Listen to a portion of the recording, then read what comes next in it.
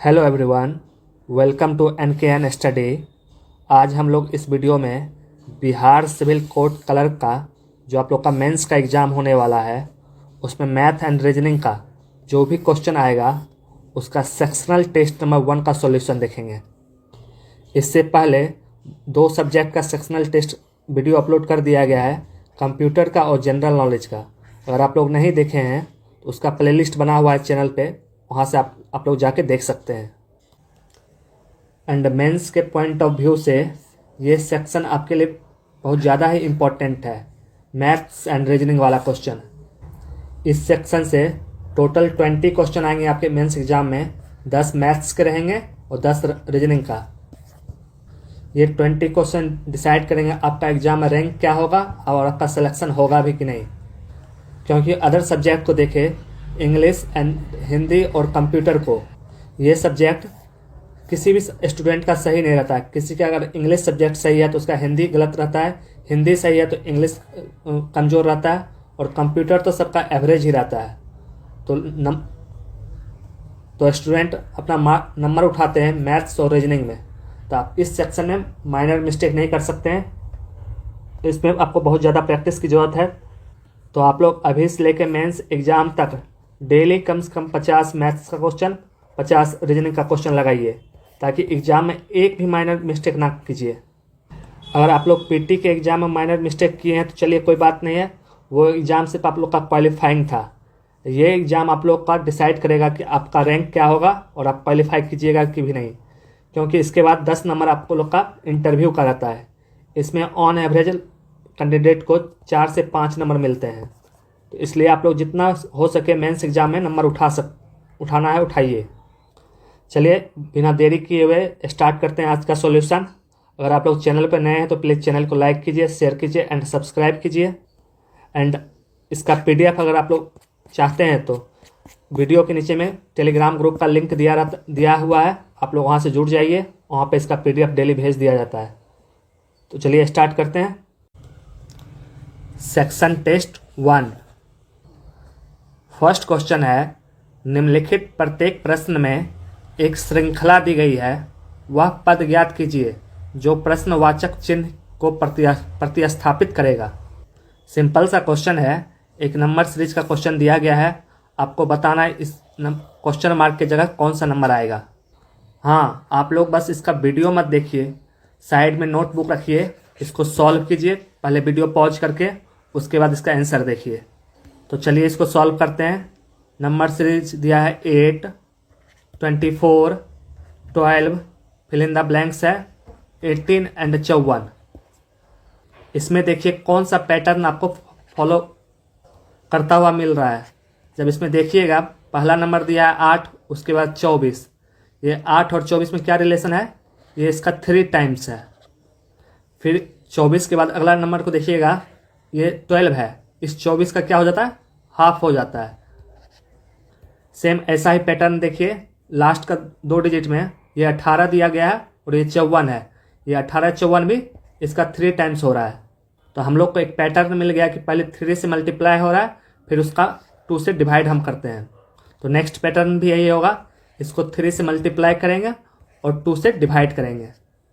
जब हम ऐसा करते हैं तो 12 को हम 3 से मल्टीप्लाई करते हैं, ये 36 हो जाता है, और 36 का आधा 18 हो जाता है। ये बिल्कुल फॉलो कर रहा है, तो इसका आंसर हो जाएगा ऑप्शन बी, 36 आंसर होगा। सेकेंड क्वेश्चन है कोडिंग डिकोडिंग का। आपको एक वर्ड दिया गया है जेंटल, जेंटल के लिए आपको कोड दिया गया है और पूछ रहा है फादर में, आप फादर का क्या कोड होगा। आपको सबसे पहले फाइंड करना होगा कि यहाँ कौन सा पैटर्न लग रहा है, उसी पैटर्न के अनुसार फादर का भी आंसर निकालना है। सबसे पहले तो वर्ड लिख लीजिए, जेंटल दिया है, और सबका साइड में प्लेस वैल्यू लिख लीजिए। जी का 7 होता है, ई का 5, एन का 14, टी का 20, ए का 1 और एल का 12 हो जाता है। इसको 2 से मल्टीप्लाई कीजिए तो ये 14 बन जाता है, ये आपको 10 हो जाएगा, ये 28 हो जाएगा, ये 40 हो जाएगा, ये 2, और इसको जब 2 से मल्टीप्लाई कीजिएगा 24। अब जब आप कोड को देखिएगा तो इसमें एक पैटर्न दिया गया है कि नीचे से ऊपर की ओर लिखा गया है। वर्ड का जो प्लेस वैल्यू है उसको हम जब 2 से मल्टीप्लाई करके लिखते हैं, फिर उसको नीचे से ऊपर की ओर कॉर्ड लिखा गया है। तो सेम मेथड आपको लगेगा, फादर में लगाइए। जब हम फादर में लगाएंगे तो एफ का प्लेस वैल्यू होता है 6, इसको 2 से मल्टीप्लाई कीजिए तो 12 हो जाएगा। ए का प्लेस वैल्यू 1, इसको 2 से मल्टीप्लाई कीजिए 2 हो जाएगा।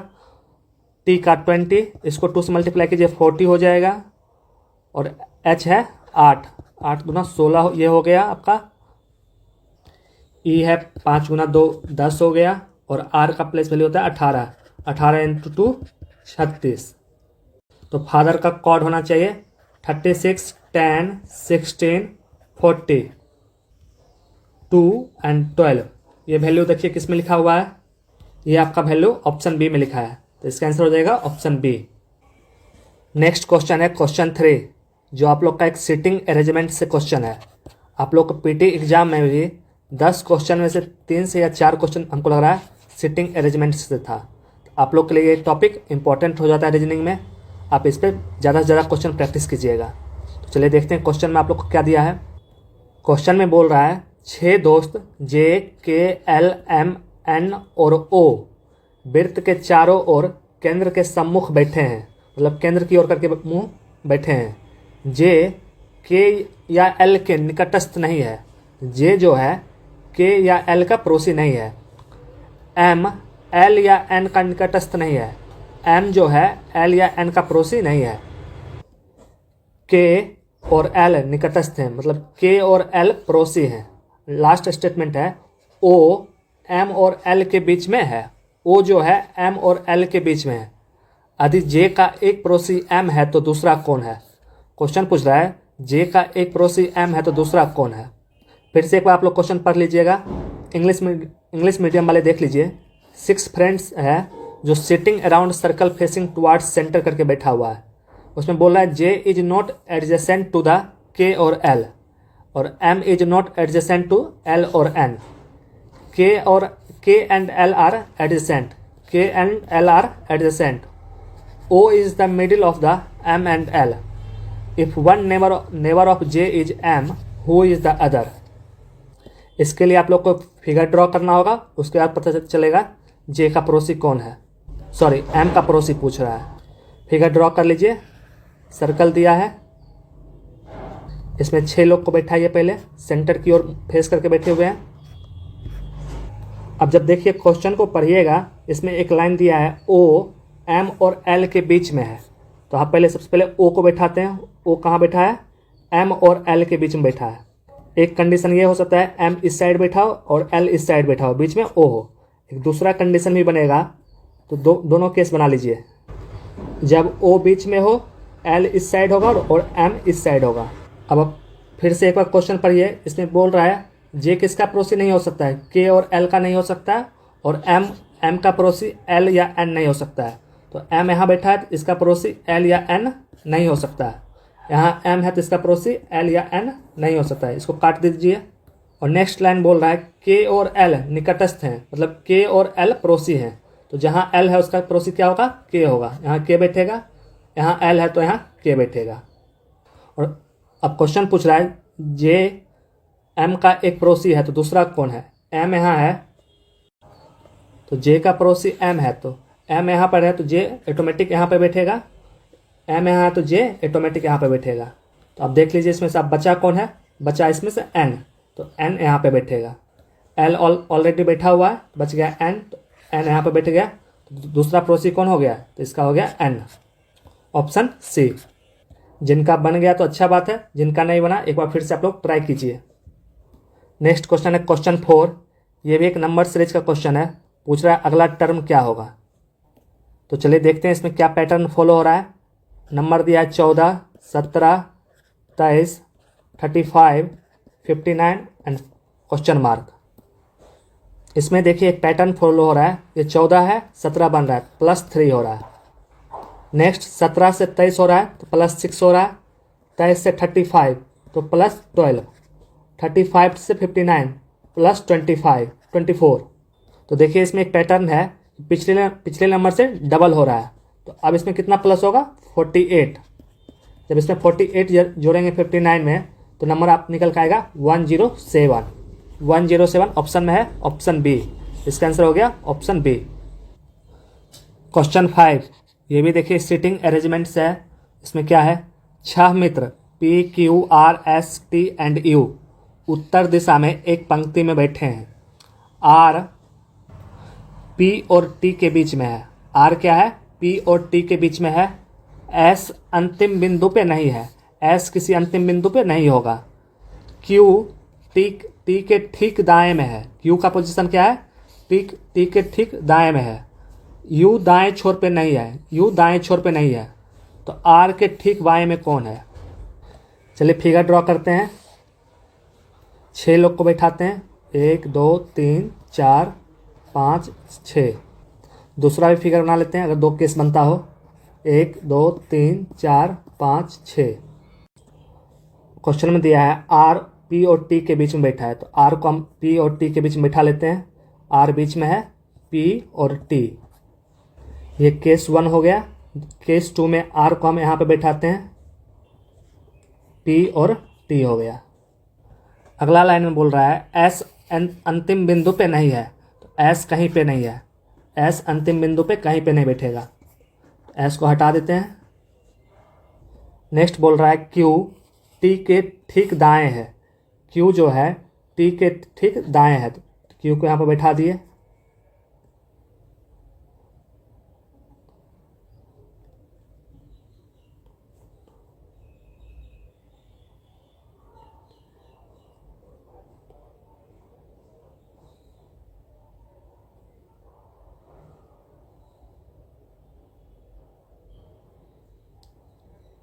आगे बोल रहा है यू दाएं छोर पे नहीं है, तो यू दाएं छोर पे नहीं है, तो यहाँ पे यू नहीं बैठेगा। तो यहाँ तो ऑलरेडी बैठा हुआ दाएं छोर पे, तो यू कहाँ बैठ सकता है, या तो यहाँ बैठेगा या यहाँ पे बैठेगा। तो अब क्वेश्चन पूछ रहा है आर के ठीक बाएं कौन है। देखो ये केस तो फॉलो होगा ही नहीं, एस किसी एंड पॉइंट पे बैठ ही नहीं सकता है, और यू को हम यहाँ बैठा नहीं सकते हैं। तो यू यहाँ बैठाएंगे तो एस ऑटोमेटिक यहाँ आ जाएगा, तो ये केस गलत हो गया। इस केस में देखो यू या तो यहाँ पे बैठ सकता है या यहाँ पे बैठ सकता है, बट क्वेश्चन में बोल रहा है एस एंड पॉइंट पे नहीं बैठेगा, तो एस को हमको कहाँ बैठाना होगा, यहाँ पे, और यू के यहाँ पे बैठाना होगा, तो ये फॉलो करेगा। तो क्वेश्चन पूछ रहा है आर के लेफ्ट में कौन बैठा है, तो आर के लेफ्ट में बैठा है पी, तो इसका आंसर हो जाएगा ऑप्शन बी। एक बार आप लोग फिर से बना लीजिएगा। चलते हैं नेक्स्ट क्वेश्चन पे। नेक्स्ट क्वेश्चन है क्वेश्चन 6। इस चारों में से आपको ऑड फाइंड करना है। क्वेश्चन बोल रहा है उसका चयन कीजिए जो अन्य 3 विकल्पों से भिन्न है। तो चलिए देखते हैं। इस नंबर को देखिए और गेस कीजिए किसका स्क्वायर या क्यूब हो सकता है। तो जब 240 को हम लोग देखते हैं तो ये 16 के स्क्वायर के आसपास है। तो 16 का स्क्वायर क्या होता है, 256 होता है। ये देखिए 17 के स्क्वायर के आसपास है, 17 का स्क्वायर होता है 289। 340 ये 19 के स्क्वायर के आसपास है, 19 का स्क्वायर होता है 361। और 156 ये 13 का स्क्वायर के आसपास है, 13 का स्क्वायर होता है 169। अब 256 में हम जब 16 घटा देंगे तो हमारे पास 240 बचेगा। देखिए ये सही है। जब इसमें 17 घटाएंगे 289 में से तो आपके पास 272 आएगा। और जब 361 में से 19 घटाएंगे तो आपको 342 बनेगा। और 169 में से 13 घटाइएगा तो 156 बचेगा। तो आप इसमें देखिए ये पैटर्न इस तीनों में फॉलो हो रहा है, बट इसमें फॉलो नहीं हो रहा है। आना चाहिए 342, लेकिन ऑप्शन आपको दिया 340 का। तो इस चारों में से यही ऑड है। सिंपल सा पैटर्न था, 16 का स्क्वायर और 16 उसमें घटा रहे हैं, तो इसका आंसर हो गया option C. Next question, question 7 blood relation से है। ए बी की बहन है, सी बी की माँ है, डी सी का पिता है, ई डी की पत्नी है, तो ए डी से किस प्रकार संबंधित है। तो चलिए पैटर्न ड्रॉ करते हैं। ए बी की बहन है। क्वेश्चन बोल रहा है ए जो है बी की बहन है, तो ए फीमेल हो गई। और सी बी की माँ है, तो बी की माँ कौन है, सी है। और बोल रहा है डी सी का पिता है, सी का पिता कौन है, डी है। और ई डी की पत्नी है, ई और डी हस्बैंड वाइफ है। तो पूछ रहा है क्वेश्चन ए डी से किस प्रकार संबंधित है। ए डी से किस प्रकार संबंधित है, तो ए इसका बेटी की बेटी है, तो ए इसका कौन लगेगी, नातिन लगेगी। तो ऑप्शन डी। क्वेश्चन 8, संतोष पूरब की ओर 15 मीटर चलता है, फिर अपने बाएं मुड़ता है और 20 मीटर चलता है, फिर बाएं मुड़ता है और 30 मीटर चलता है। उसके आरंभिक बिंदु और वर्तमान स्थिति के बीच सबसे कम दूरी क्या है। तो चलिए ड्रॉ करते हैं इसका। संतोष पूरब की ओर 15 मीटर जाता है, तो यह हो गया पूरब की ओर 15 मीटर जाता है, फिर बाएं मुड़ता है और 20 मीटर चलता है। तो बाएं मुड़ के वो 20 मीटर जा रहा है और फिर बाएं मुड़ता है 30 मीटर जाता है। यहाँ से आपको 30 मीटर चलता है, तो ये डिस्टेंस हो गया 30 मीटर। तो फाइनली संतोष यहाँ आ गया। तो क्वेश्चन पूछ रहा है तो उसका आरंभिक बिंदु और वर्तमान के बीच में दूरी क्या है। फाइनल पॉइंट ये है और इनिशियल पॉइंट ये है, इसके बीच का दूरी आपको फाइंड करना है। जब इसको ड्रॉ कीजिएगा तो राइट एंगल ट्रायंगल बन जाएगा। ये दूरी 15 है, ये 15 हो जाएगा, 30 में से 15 घटा दीजिए, ये 15 और ये 20 है। जब इसको डिस्टेंस फाइंड कीजिएगा तो 15 का स्क्वायर और 20 का स्क्वायर, ये आ जाएगा √625, जिसका वैल्यू होता है 25। तो इसका आंसर हो जाएगा 25 मीटर। नेक्स्ट क्वेश्चन है क्वेश्चन 9, ये भी ऑड, इसमें से भी चारों में से ऑड आपको फाइंड करना है। क्वेश्चन बोल रहा है विषम अक्षरों का चयन करें, मतलब इस चारों में से ऑड कौन है उसको फाइंड कीजिए। जब आप चारों ऑप्शन को गौर से देखिएगा तो इसमें एक पैटर्न फॉलो हो रहा है, -2 + 1 -2। देखिए इसमें फर्स्ट ऑप्शन में जेड का वैल्यू पोजीशन है 26, एक्स हो गया आपको 24, वाई 25 दिया है और डब्ल्यू का वैल्यू होता है 23। ये 26 से 24 हो गया तो -2 हो गया, फिर 24 से 25 हो रहा है +1, फिर 25 से 23 हो रहा है तो -2। तो सेम पैटर्न इसमें भी फॉलो हो रहा है, इसमें भी फॉलो हो रहा है, बट लास्ट ऑप्शन में देखिएगा तो इसमें ये फॉलो नहीं हो रहा है, इसमें -1 -1 -1 हो रहा है। तो इस चारों में से यही इसमें ऑड है, तो ऑड है तो ही इसका आंसर हो जाएगा। नेक्स्ट क्वेश्चन है क्वेश्चन 10, ब्लड रिलेशन से है। कपिल रजत का भतीजा है, निशा रजत की माता है, रमेश के केवल 2 बच्चे रजत और नीलेश हैं। नीलेश कपिल से किस प्रकार संबंधित है। चलिए ड्रॉ करते हैं। रमेश का 2 बच्चा है, नाम है एक का रजत और दूसरा का नाम है नीलेश। फिर क्वेश्चन में बोल रहा है निशा रजत की माता है, रजत की माता कौन है, निशा। तो रमेश और निशा क्या हो गए, हस्बैंड वाइफ हो गए। और क्वेश्चन के फर्स्ट लाइन में बोल रहा है कपिल रजत का भतीजा है। कपिल जो है रजत का भतीजा है, मतलब वो नीलेश का लड़का हो गया, तो इसका बेटा होगा कपिल। तो फिर क्वेश्चन पूछ रहा है नीलेश कपिल से किस प्रकार संबंधित है। तो नीलेश कपिल से किस प्रकार संबंधित, तो कपिल का नीलेश पिता लगेगा, ये होगा ऑप्शन ए, फादर। तो ये था इस सेट का 10 रीजनिंग का क्वेश्चन। आगे 10 आपको मैथ का क्वेश्चन है। क्वेश्चन 11, एक स्कूल में प्रत्येक सेक्शन में छात्रों की संख्या 30 है। नए छात्रों की भर्ती के पश्चात 4 नए सेक्शन शुरू किए गए। अब कुल सेक्शन 15 हैं तथा प्रत्येक सेक्शन में 25 छात्र भर्ती किए गए, तो नए छात्रों की संख्या ज्ञात कीजिए। क्वेश्चन बोल रहा है एक स्कूल में हर एक सेक्शन में पहले 30 बच्चे थे, फिर उसमें स्कूल में नए बच्चे आए, उसके बाद 4 नया सेक्शन बना, अब टोटल 15 सेक्शन बन गया। अब जो 15 सेक्शन बना है उसमें 25 छात्र हर एक सेक्शन में है, तो पूछ रहा है नया कितना छात्र आया है। चलिए इसको सॉल्व करते हैं। नए छात्र आने के बाद टोटल सेक्शन 15 हो गया, क्योंकि नया छात्र जब आया है तो 4 नया सेक्शन बना है। तो पहले कितना सेक्शन था, पहले 15 में से 4 घटा देंगे, पहले 11 ही सेक्शन था और 11 सेक्शन में हर एक सेक्शन में 30 छात्र था, तो 11 गुना 30, तो ये हो जाएगा 330। लेकिन अब कितने सेक्शन है, 15 सेक्शन है और टोटल हर एक सेक्शन में 25 बच्चा है, तो 15 गुना 25 इसको मल्टीप्लाई करेंगे तो टोटल बच्चा हो गया 375। तो पहले 330 बच्चा रहते थे, अब 375 हो गए। और क्वेश्चन पूछा है नए छात्रों की संख्या, तो नए छात्र कितने बढ़ गए, 375 में से 330 घटाइए तो ये आपको हो जाएगा 45।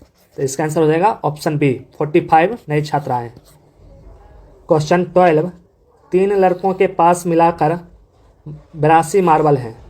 एलन और बेन के मार्बलों का अनुपात 2:5 है। बेन और क्रिस के मार्बलों का अनुपात 3:4 है, तो क्रिस के पास कितना मार्बल है। क्वेश्चन बोल रहा है 3 लड़का है जिसके पास टोटल 82 मार्बल है। उसमें से पहले एलन और ब्रेन का रेशियो दिया है 2:5 का, फिर बेन और क्रिस का अनुपात दिया 3:4 का। फिर क्वेश्चन पूछ रहा है क्रिस के पास कितना मार्बल है। सिंपल क्वेश्चन है, एलन और ब्रेन का रेशियो है 2:5 और ब्रेन और क्रिस का रेशियो है 3:4। तो यहाँ से जब हम सॉल्व करेंगे तो तीनों का रेशियो आ जाएगा 6:15:20। ये तीनों का अनुपात निकल गया। अब पूछ रहा है क्रिस के पास कितना मार्बल है। तो क्रिस, इसको सॉल्व कीजिएगा, 20/6 + 15 + 20, इसको मल्टीप्लाई कीजिए 82 से, तो 20/41 हो जाएगा, गुना में 82। जब 41 से 2 टाइम्स मल्टीप्लाई करेंगे तो आपका आंसर 40 हो जाएगा। 40 किस ऑप्शन में दिया है? ये ऑप्शन सी में दिया है। ऐसा क्वेश्चन आप लोग का पीटी एग्जाम में भी आया था।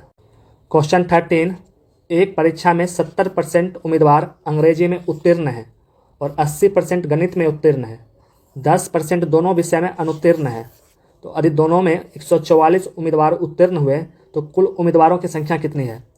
क्वेश्चन कह रहा है एक परीक्षा हुआ था जिसमें 70% बच्चा अंग्रेजी में पास कर गया और 80% बच्चा गणित में पास कर गया, लेकिन 10% बच्चा जो दोनों विषय में फेल कर गया है।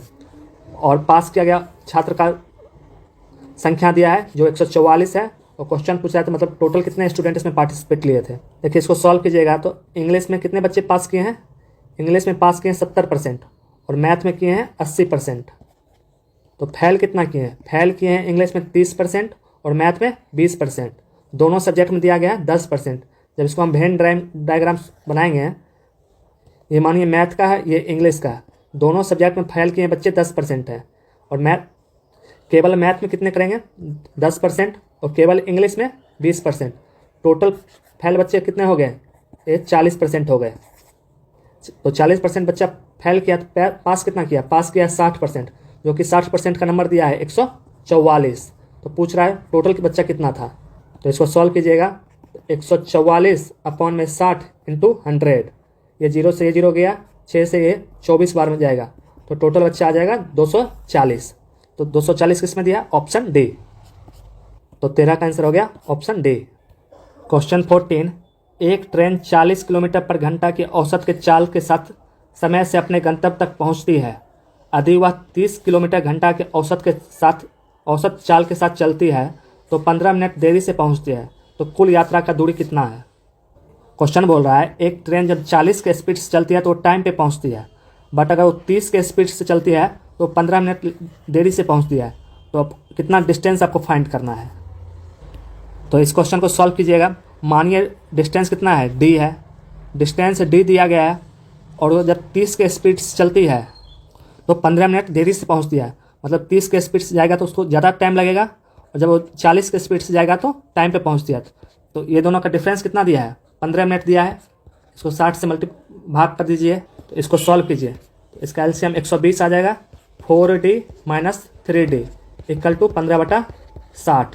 तो 4D में से 3D जाएगा तो D/120 = 15/60। यहाँ से 60 2 टाइम्स मल्टीप्लाई होगा, ये 2 इधर जाकर मल्टीप्लाई हो जाएगा, तो डिस्टेंस का वैल्यू कितना आ जाएगा? 30 किलोमीटर। तो इसका आंसर हो जाएगा ऑप्शन बी, 14 का बी, 30 किलोमीटर।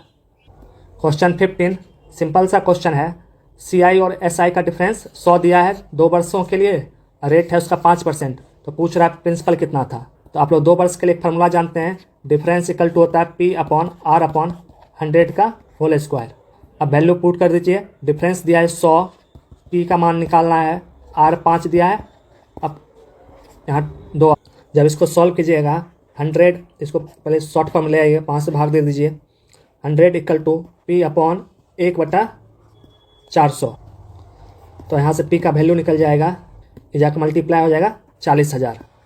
तो ऑप्शन है ऑप्शन ए, 15 का option A. Question 16, time and work का क्वेश्चन है। अनिल किसी कार्य को 10 दिनों में कर सकता है और अमर उसी कार्य को 12 दिनों में कर सकता है। दोनों साथ कार्य करते हैं और 440 रुपया प्राप्त करते हैं। तो अनिल का हिस्सा ज्ञात कीजिए। क्वेश्चन बोल रहा है अनिल किसी काम को 10 दिन में कर लेगा, अमर उस काम को 12 दिन में करता है, टोटल उसको 440 रुपया मिलता है। तो अनिल का हिस्सा फाइंड करना है। हम लोग सब जानते हैं टाइम इन्वर्सली प्रोपोर्शन होता है इफिशियंसी का, तो अनिल कितना दिन में करता है? 10 दिन में करता है, और अमर उसी काम को 12 दिन में करता है। तो इसका डे का रेशियो कितना आ जाता है?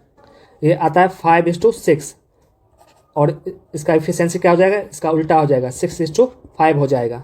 ये उसका डे का रेशियो है, ये उसका इफिशियंसी का रेशियो है।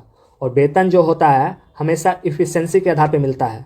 तो इफिशियंसी का रेशियो 6:5 है। टोटल वेतन इसको 440 मिल रहा है। तो मान लीजिए 11x का वैल्यू 440 दिया है, तो x का वैल्यू क्या आ जाएगा? 40 आ जाएगा। किसका वैल्यू निकालना है? अनिल का। तो अनिल का 40 × 6, यहाँ से आ जाएगा आपको 240। तो अनिल को कितना रुपया मिलेगा? ऑप्शन बी, 240 रुपया। तो 16 का आंसर हो जाएगा ऑप्शन बी। नेक्स्ट क्वेश्चन है क्वेश्चन 17। यदि 3 धनात्मक संख्याएं 2:3:5 के अनुपात में है और उनका लघुत्तम समावर्तक 2400 है, तो उन तीनों संख्याओं का महत्तम समावर्तक ज्ञात कीजिए। 3 संख्या जिसका रेशियो 2:3:5 में दिया है और उसका एलसीएम 2400 दिया है, तो पूछ रहा है उसका एचसीएफ कितना होगा। तो मान लेते हैं नंबर क्या होगा? 2x, 3x और 5x। तो इसका एलसीएम जब निकालिएगा तो एलसीएम कितना हो जाएगा? 30x, जो वैल्यू दिया है 30x 2400 के बराबर है। तो यहाँ से x का वैल्यू आपको आ जाएगा 80। तो नंबर क्या क्या हो जाएगा? 160, 240 और 400। ये तीनों नंबर निकल गया। और अब पूछ रहा है इस तीनों का एचसीएफ कितना होगा? 160, 240 और 400। जब इसका एचसीएफ निकालिएगा ये आ जाएगा 80, जो ऑप्शन बी में दिया है। तो 17 का हो जाएगा ऑप्शन बी। क्वेश्चन 18 एज पे है। महेश और अजय का वर्तमान आयु का अनुपात 3:2 है। 8 वर्ष के बाद उनकी आयु का अनुपात 11:8 हो जाता है। महेश का पुत्र वर्तमान आयु कितना होगा? महेश का पुत्र का वर्तमान आयु कितनी होगी यदि उसकी आयु अजय की वर्तमान आयु की आधी है? मानिए दोनों का वर्तमान आयु 3x और 2x है, और 8 वर्ष के बाद इसमें 8 वर्ष जोड़ दीजिए, इसमें भी 8 वर्ष जोड़ दीजिए। ये रेशियो आपको हो जाता है 11:8। जब इसको सॉल्व कीजिएगा तो 8 या 24x + 64 = 22x/88। तो यहाँ से 2x = हो जाएगा 24, तो x = आ जाएगा 12। तो x का वैल्यू 12 आ गया। तो महेश का उम्र हो जाएगा 36 और अजय का 24। तो क्वेश्चन में पूछ क्या रहा है? क्वेश्चन पूछ रहा है महेश का वर्तमान आयु, महेश का पुत्र का वर्तमान आयु। यदि उसका आयु अजय के वर्तमान आयु का आधा है, महेश का जो बेटा है उसका उम्र अजय के वर्तमान उम्र का आधा है, तो अजय का वर्तमान उम्र आ गया 24। इसका आधा कर दीजिए 12 वर्ष। इसका आंसर हो जाएगा ऑप्शन सी। नेक्स्ट क्वेश्चन है क्वेश्चन 90। एक गतिशील रेलगाड़ी किसी प्लेटफॉर्म पर खड़े एक व्यक्ति तथा 240 मीटर लंबे एक पुल को क्रमशः 5 सेकेंड और 13 सेकेंड में पार करती है।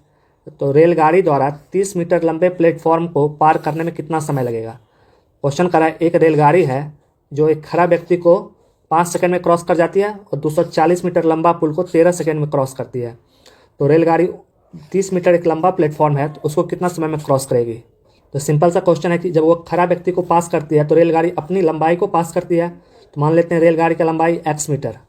क्वेश्चन बोला है जो स्पीड से व्यक्ति को पास करता है उसी स्पीड से वो पुल को भी पास करता है।